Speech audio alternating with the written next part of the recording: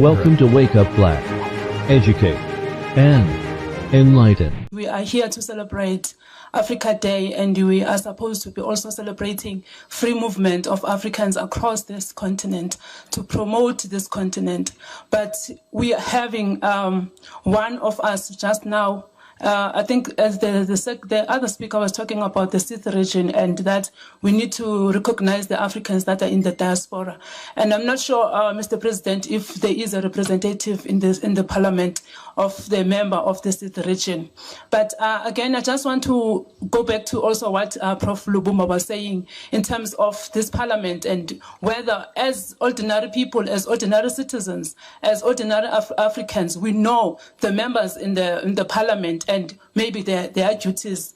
And fortunately, I'm just speaking after also the Ethiopian ambassador here, because the issue that I'm just going to raise is that we had a visitor. I'm sure the Pan-African Parliament know that we had Dr.Umar who visited South Africa for the International Africa Week.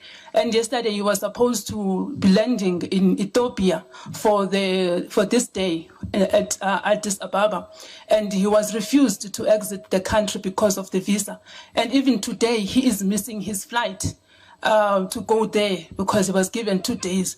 So I'm not sure if really, when we have such issues and we have such people that are so relevant to us as young people, as young leaders, that are actually struggling to move across the continent to talk about Africa liberation, if really we are talking about freedom today, or we have anything that we can celebrate. So I'm just raising that because he's currently at the airport and he's going to miss another flight if he did not catch the second one, just because of the visa. So today, what will be our main agenda if we cannot promote our African continents? Thank you.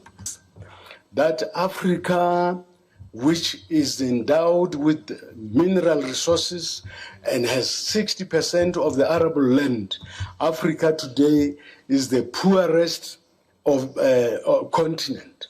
And African people survive on donations, on charity from Europe, whereas Europe is advanced and sustains itself because our resources. Now, if there is any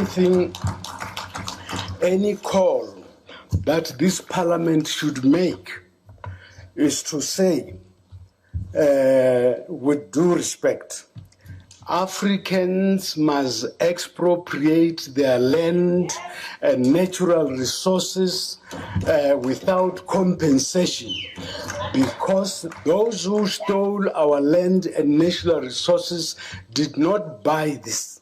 And our backwardness and underdevelopment today is not because we are not intelligent, it's not because we are stupid, it's because we allow former colonial powers to continue owning our land and the natural resources.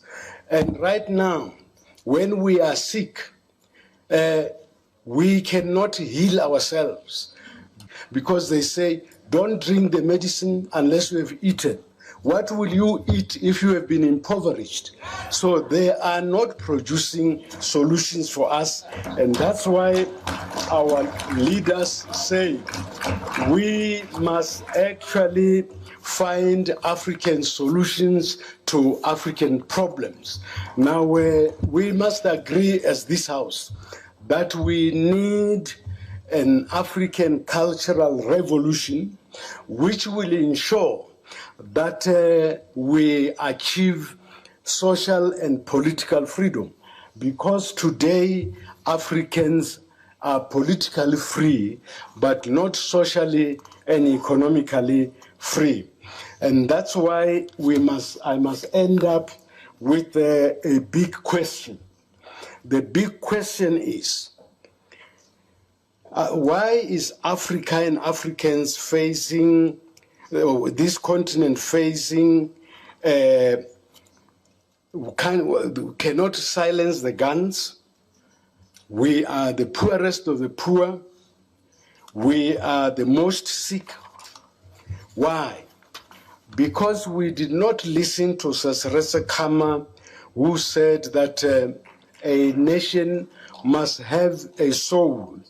And he was supported by Mandela, who said a nation must have a soul. Even Xi Jinping says a nation must have a soul.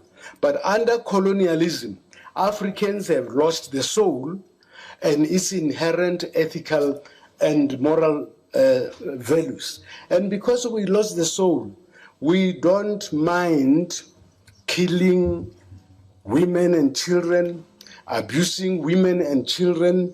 We don't mind as leaders to use our political office to feed ourselves and our families at the expense of the masses of the people. Now, I want to end by saying that there can be no African revolution without African people. That we as parliamentarians, we must go back not to ask for more votes, but to empower the people of Africa, raise their consciousness, make them understand that the future is in their hands and that the total liberation of this continent can only be achieved if the masses of the continent take the responsibility for their own liberation. And please, as MPs and as political leaders, let's stop for working our families, working for ourselves and our families, and only go to the people to get the votes. Thank you very much. One thing which I want to mention, the issue of the soul of the African, because Madam talked here about the people of North. We have to instill that. If I look at you and I smile and I tell you I love you, even if you don't even understand, it gets deep into the heart.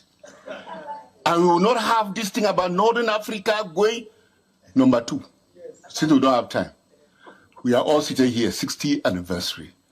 Let us override even the AU by living here and making sure that in Uganda, everybody coming here, his country must have rectified the protocol. That is the beginning of our relevance. Let us take the challenge as a point here, all of us, because I've seen a full house, which is a wonderful thing. We can force it.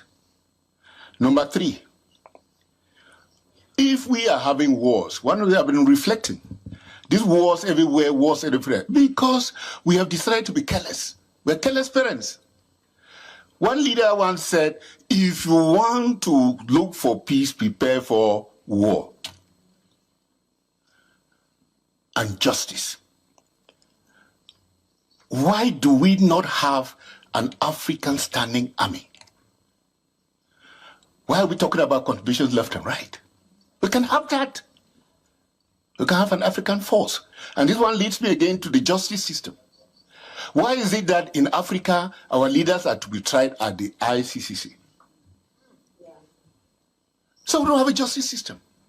So we have a country where we have a parliament which is weak. You have a justice system that is weak. Everybody will just get up and do what he likes.